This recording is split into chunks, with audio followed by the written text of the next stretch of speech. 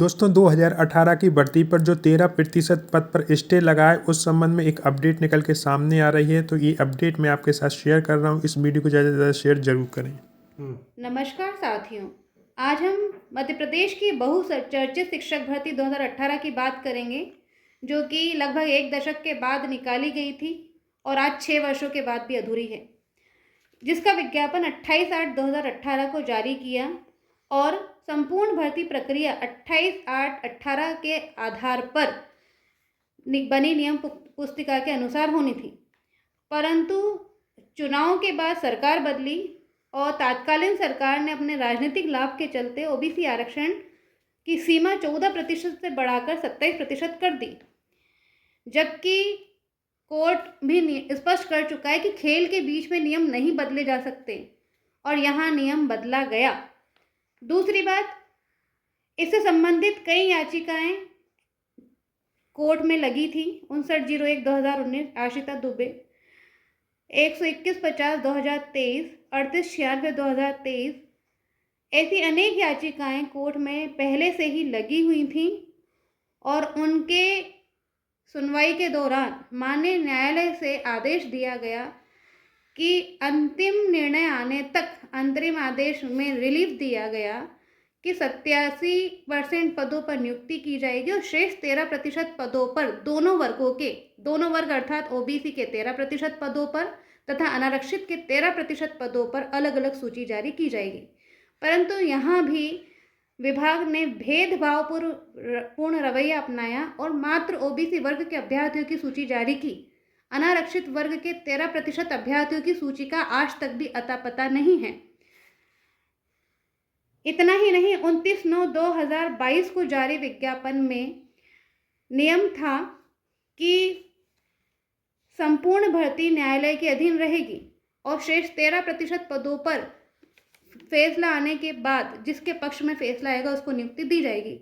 परंतु नियुक्ति पत्र जारी होने के ठीक 13 दिन पहले 17/3/2023 को उक्त पत्र में से उक्त ऊपर वर्णित जो बिंदु था उसे हटा दिया गया और 13% वाला नियम हटाकर संपूर्ण 27% पर एक विशेष वर्ग को नियुक्ति दे दी गई। इस तरह से एक तरफा एक वर्ग विशेष को लाभ दिया गया। यही आरक्षण पिछले 5 साल से गले की फांस बना हुआ है। अभ्यर्थियों के जीवन के साथ खेला जा रहा है और आज तक भी इन 5 सालों के बाद भी इस पर कोई निर्णय नहीं आया है।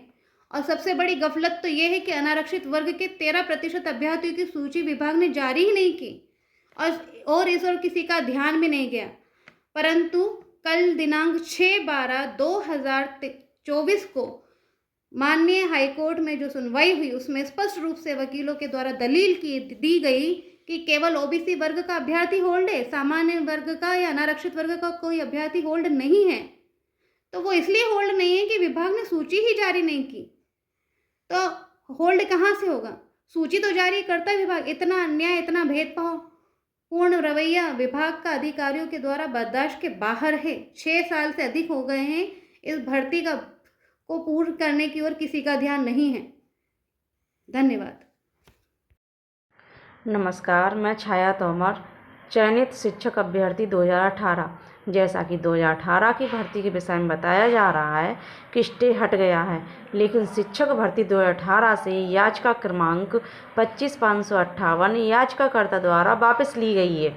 न कि कोर्ट ने यह निर्णय दिया है कि 27% पर नियुक्ति पत्र आदेश जारी किए जाएं। इससे संबंधित कई याचिका हाई कोर्ट में आज भी विचाराधीन है, जिसमें 25/565, 25/567, 03896, 03893 के साथ कई याचिकाएं लगी हैं, जिससे शिक्षक भर्ती 2018 पर स्टे है।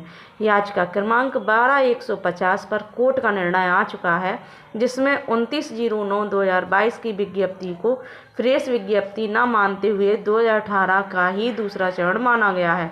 अन्य याचिका क्रमांक 59/01 एवं 37/57 आज भी सुप्रीम कोर्ट में विचाराधीन है, जो मध्य प्रदेश में आरक्षण से संबंधित है।